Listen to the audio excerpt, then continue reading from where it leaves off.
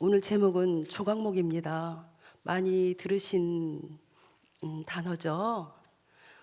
이스라엘 사람들이 광야 생활하면서 광야의 여정 동안에 예배 중심의 처소였던 이동식 성막이었습니다.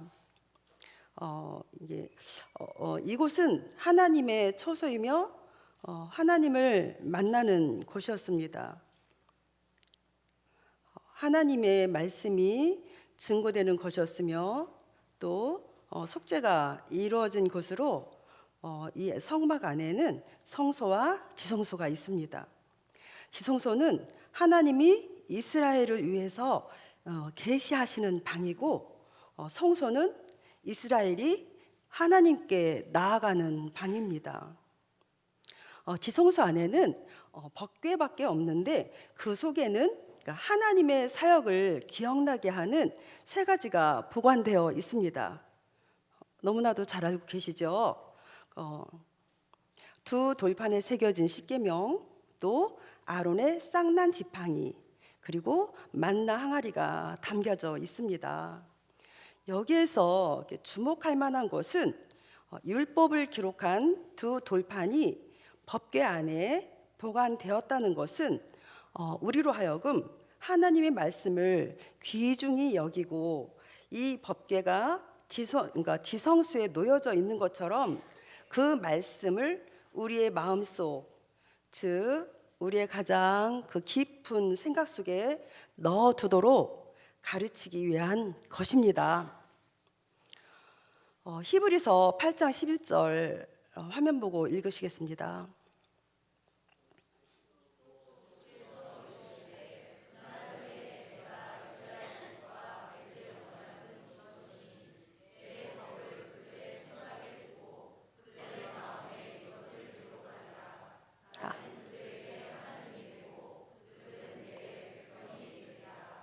아멘.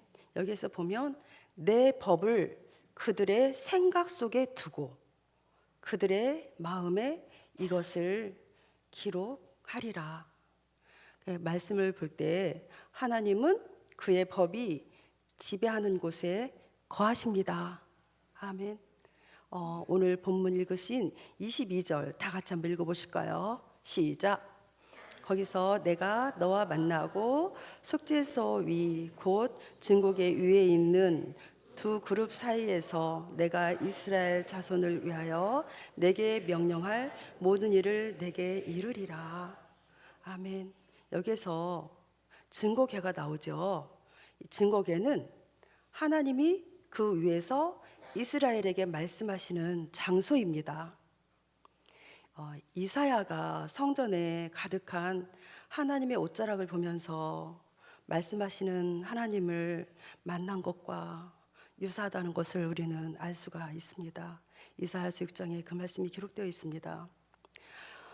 즉 말씀의 권위로 이 세상을 창조하셨고 또 이스라엘을 구속하셔서 언약 백성으로 만드신 하나님은 동일한 말씀의 권위로 언약을 실행하시며 유지하기 위한 것이었습니다. 이 지성소에서 하나님께 그 범죄한 이스라엘을 향한 그 근본적인 속죄를 이루시는 것입니다. 즉 이스라엘이 하나님의 자비로 다시 언약의 백성으로 받아들여진다는 것을 의미하는 것으로서 카포렛, 이 의미는 하나님이 이스라엘의 죄를 사하신다, 용서하신다라는 의미입니다. 이곳은 하나님을 만나고 하나님의 영광이 임하시는 곳입니다. 그렇다면 이렇게 거룩한 법궤가 무엇으로 만들어졌는지 오늘 살펴보고자 합니다. 10절 한번 읽어보실까요? 시작. 그들이 정황목으로 궤를 짜되 한 겹이 반, 높이는 한 겹이 반이 되게 하고, 여기서 보면 궤를 짜되, 이 말씀은 법궤를 만들라는 뜻으로, 법궤는 성수에서 가장 중요한 부분으로서 제일 먼저 만들도록 명령된 것입니다.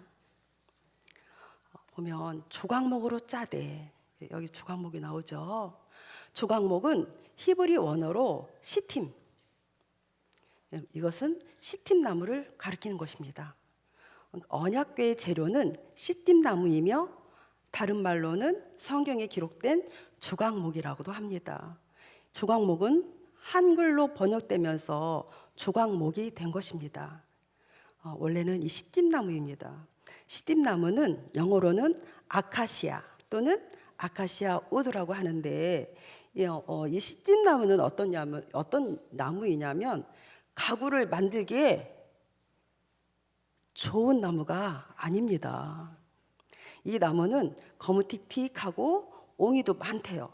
옹이도 많고 가시가 많아서 볼품도 없고 쓸모도 없는 나무로 전체 한 700여 종이 있나 봐요. 근데 이 700여 종 중에서 불과 몇 종만 널판지로 만들 수 있기 때문에 목수들에게는 쉽게 선택을 받지 못하는 나무입니다. 아주 천하고 볼품이 없는 나무예요. 쓸모가 없는 나무예요. 이 나무가 자라는 곳은 광야입니다. 혹시 이스라엘 성지순례 하시면서 이 시딤나무 보셨나요? 허벌판 광야에 이 시딤나무가 곳곳에 많이 있다고 합니다. 아주 흔한 나무래요. 그렇다면 광야는 어떤 곳이죠? 광야는 1년 내내 그 비의 양이 50mm밖에 안 되는 사막입니다. 모래바람 속에서 풀도 자랄 수 없고 나무도 자랄 수 없는 그런 곳이 광야입니다. 이러한 환경에서 나무의 생존은 어디에 있을까요?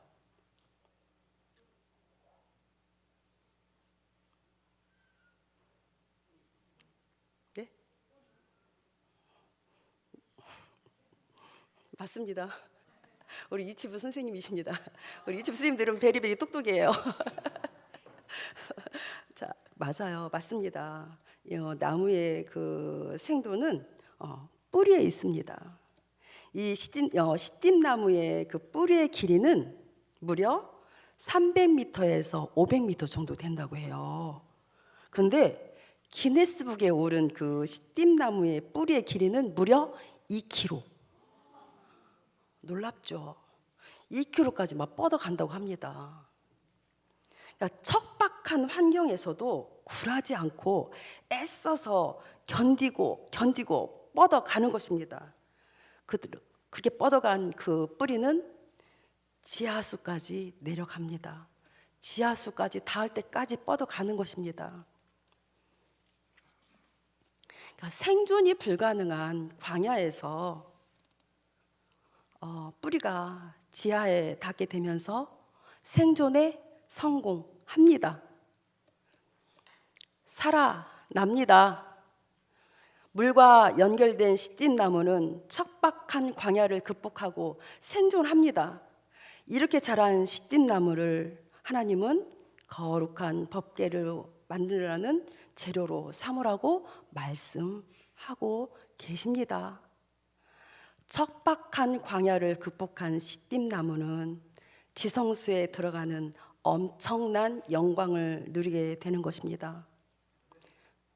옹이가 많고 가시가 많고 볼품없는 시딤나무는 십계명을 담는 언약궤의 중요한 재료로 쓰일 수가 있었던 것입니다. 이렇게 중요한 재료로 쓰일 수 있었던 것은 이 나무의 특징을 살펴볼 수가 있습니다. 이 나무의 특징은 가볍고 단단해서 이동하기에 적합하다고 합니다.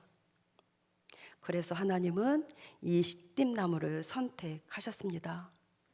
그렇다면 이 시딤나무가 가볍고 단단할 수 있었던 것은 어떤 이유였을까요? 그것은 긴 메마름과 싸우며 더 가벼워지고 더 단단해졌던 것입니다. 그렇기 때문에 하나님이 쓰시기에 적합했던 것이었습니다. 이 시딤나무로 만들어져서 언약궤가 되었을 때 속죄소에서 하나님을 만나는 하나님의 영광을 경험하게 된 것입니다. 말씀을 정리하겠습니다.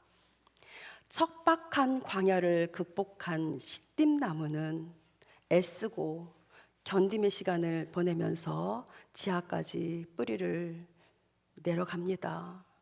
내린 결과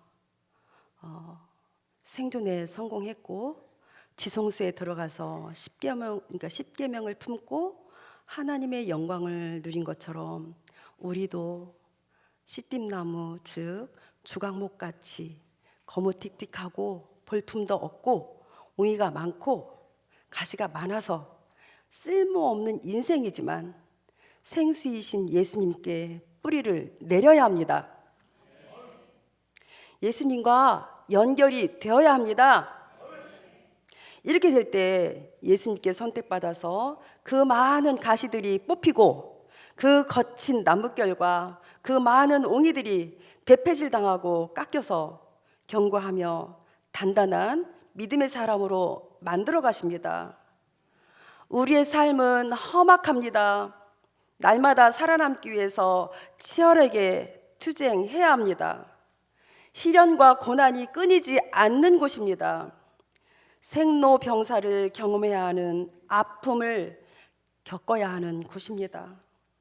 매일매일 살면서 견뎌야 하는 불안정한 세상입니다.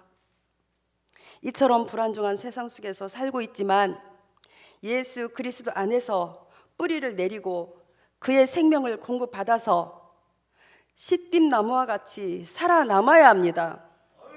날마다 은혜의 그 시냇가에서 우리의 심령의 뿌리를 내리고 그 생명수를 공급받아서